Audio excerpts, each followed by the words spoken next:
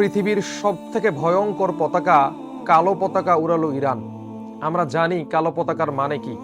নবী সাল্লাল্লাহু আলাইহি ওয়াসাল্লাম বলেছেন, ইমাম মাহাদির সঙ্গে যোগ দিবে একদল সেনাবাহিনী যারা কালো পতাকাধারী হবে। ইরান কিন্তু এবার কালো পতাকা উড়িয়েছে। এক কথায় হয়তোবা এবার মহাযুদ্ধ পৃথিবীতে লাগবে। আর নবী সাল্লাল্লাহু আলাইহি ওয়াসাল্লাম কিন্তু ইরানের ইস্পাহানের কথা বলেছেন, এখান থেকে 70,000 ইহুদি বের হবে যারা দাজ্জালের সঙ্গে যোগ দিবে। তবে ইরানের মধ্যে আরেকটা জায়গা আছে খোরাসান। এই খোরাসান থেকে একদল বাহিনী বের হবে যারা ইমাম মাহাদির সঙ্গে যোগ দিবে, যাদেরকে পৃথিবীর কোনো শক্তি আটকাতে পারবে না। আল্লাহর সাহায্য তাদের হাতে থাকবে, আল্লাহর সাহায্য তাদের কাছে থাকবে এবং তারা কালো পতাকাধারী হবে। তবে কি ইমাম মাহাদি এসে গেল? তবে কি সেই পারমাণবিক যুদ্ধের সময় এসে গেল? ইরান কালো পতাকা উড়িয়ে কিসের ইঙ্গিত দিচ্ছে?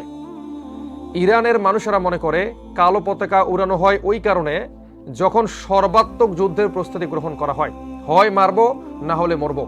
আয়াতুল্লাহ আলী খামিনি যেই দিনে মারা গেছে সেই দিনই তাদের সব থেকে বড় মসজিদের মেম্বারে কিন্তু তারা কালো পতাকা উড়িয়েছে।